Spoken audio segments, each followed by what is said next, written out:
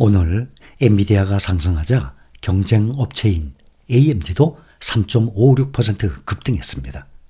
엔비디아가 약간 상승하는 데 그쳤지만 대만의 TSMC가 5% 이상 급등을 하는 등 주요 반도체주들이 대부분 크게 올랐습니다. TSMC가 5.27% 급등한 194.4달러를 기록했습니다. 이로써 시총도 1조 달러 다시 넘어갔습니다. 1조 80억 달러로 불었습니다. 반도체 모임인 필라델피아 반도체 지수가 이틀 연속으로 오르면서 오늘은 2.61% 급등을 했고, 또 새로 나온 AI 반도체 지수도 3% 이상 올랐습니다. 다시 반도체 지수가 5천선을 다시 탈환했습니다. 최근 반도체 지수는 부진을 면치 못해서 한동안 5천선 아래에 머물러 있었습니다. 반면에 인공지능 서버 업체 오늘 슈퍼마이크로 컴퓨터는 자체 특별감사팀의 감사 결과 분식 회계 증거를 찾지 못했다고 발표한 뒤 주가가 29%나 폭등했습니다.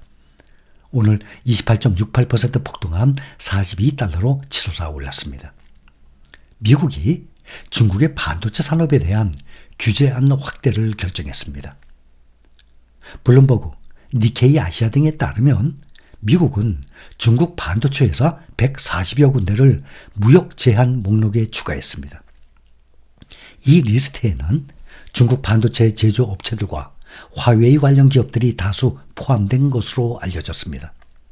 또 베이징 나우라, ACM 리서치, 파이오텍 등의 중국 최고의 반도체 제조 장비 회사도 목록에 추가가 됐습니다.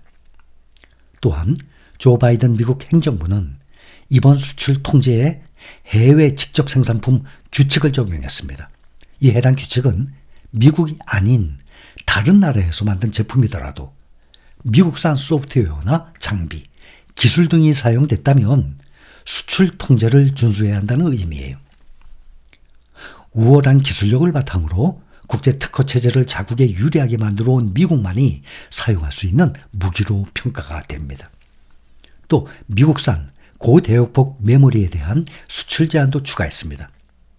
고대역폭 메모리 HBM은 프로세서 간의 빠른 데이터 전송을 지원해서 강력한 인공지능 컴퓨팅을 가능하게 하는 중요 요소로 D램을 수직으로 쌓아 올려 만든 고성능 메모리입니다. 이에 따라서 글로벌 HBM 공급처인 SK하이닉스, 삼성전자 등 한국 기업도 수출 통제를 받게 됩니다. 오는 12월 31일부터 시행이 되는 이번 규제안은 중국 칩 부문에 대한 미국 정부의 세 번째 규제안입니다. 특히 이번 반도체와 AI 관련 주식들이 급등한 배경에는 미국 상무부가 중국에 대한 고대역폭 메모리 수출을 통제하기로 한 결정에 있습니다. 미국 상무부 산업안보국은 공식 발표를 통해서 HBM 제품을 수출 통제 품목에 추가하면서 중국의 차세대 고급 무기 시스템과 AI 고성능 컴퓨팅에 사용될 수 있는 반도체 생산 능력을 억제하기 위한 규제 패키지를 발표했다고 전했습니다. 이러한 조치가 기술주에 미치는 영향은 전반적으로 보면 긍정적이진 않습니다. 대중 반도체 수출이 제한되기 때문에 일부 부정적인 영향을 배제할 수 없기 때문입니다. 다만 이번 규제에서 네덜란드와 일본이 면제가 된 점은 반도체 관련 기업들에게 오히려 기회로 작용했습니다. 네덜란드와 일본은 면제함에 따라서 해당 국가의 반도체 관련 기업들은 오히려 이익 성장 기대감이 더 커졌습니다. 특히 오늘 급등한 ASML은 자사 웹사이트를 통해서 이번 규제 발표가 사업에 미치는 영향은 없다고 밝혀서 ASML에 대한 매수세가 집중되고 반도체 주식 전체로 긍정적인 분위기가 확산됐습니다. 반도체 업체 인텔은 주가가 요동쳤어요. 팻 겔싱어 최고 경영자가 이사회와 갈등 끝에 결국 자리에서 물러났다는 소식이 호재로 작용해서 5% 가까이 뛰기도 했지만 막판에 매도세 속에 하락 마감했습니다. 인텔은 오늘 0.5% 내린 23.93달러로 장을 마쳤습니다. 지금 올해 들어서 주가 반토막 난 상태입니다. 한때 미국 반도체 산업 상징으로 군림했습니다. 그랬다가 지금 지는 별 신사가 됐습니다. 정보기술 기업 인텔이 팻 겔싱어 최고 경영자를 전격 경질했습니다. 인텔은 오늘 겔싱어 CEO가 전날부로 자리에서 물러났다고 발표했습니다. 이번 인사는 인텔이 위기 탈출을 위한 턴어라운드 전략을 추진 중인 가운데 나온 것입니다. 인공지능용 반도체 산업에서 사실상 독과점을 하고 있는 미국의 엔비디아와의 경쟁에서 뒤처지고 있기 때문으로 분석이 됩니다. 이번에 해임된 겔싱어는 지난 2021년 CEO로 임명됐습니다. 그는 반도체 생산 주도권이 대만 반도체 파운드리 대기업 TMC 등으로 넘어가는 가운데 미국 반도체 산업의 견인차 역할을 했던 인텔의 개혁을 주도해 왔습니다. 특히 파운드리 사업을 개혁하는 한편 기술적 부문에서 우위를 찾기 위한 근본적 사업 개혁을 추진하기도 했었습니다.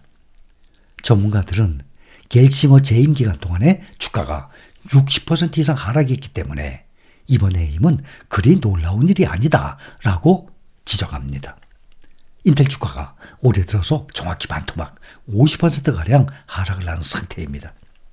인텔은 지난달 8일 우량주 그룹으로 불리는 다우지수 구성 종목에서도 제외됐죠.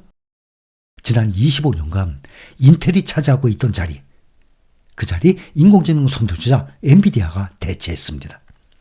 그동안 칩 제조 분야의 절대 강자였던 전통의 반도체 기업 인텔이 후발주자 엔비디아에 밀려서 퇴출된 셈입니다. 반도체 산업은 크게 세 그룹으로 나뉩니다.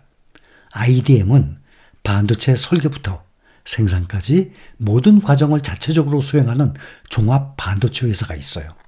그 대표적인 기업들이 바로 우리나라의 삼성전자, 미국의 인텔 같은 경우가 IDM, 반도체 설계부터 생산까지 종합 반도체 회사예요. 그 다음 파운드리, 많이들 알고들 계시죠? 파운드리는 생산만 담당합니다. 대표적인 기업이 대만의 TSMC예요. 또 팹리스라 그러죠? 공장 없이, 생산시설 없이 설계만 합니다.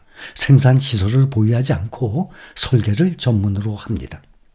근데 그 대부분의 기업들이 미국에 있고 대표적인 기업들이 엔비디아, AMD, 브로드컴, 퀄컴, ARM 등의 우리가 많이 들어서 그 기업들의 이름을 잘 알고 있죠. 현재 우리가 다 이 종목들에 투자를 하고 있는 그러한 기업들입니다.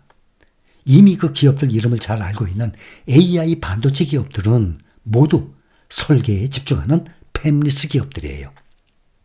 엔비디아, AMD, 브로드컴, ARM, 퀄컴 이런 팹리스 기업들이 설계한 반도체를 TSMC 등의 파운드리 기업들이 위탁 생산하는 팹리스에서 파운드리로 이어지는 그러한 모델이 오늘날 반도체 혁신을 이끌고 있습니다.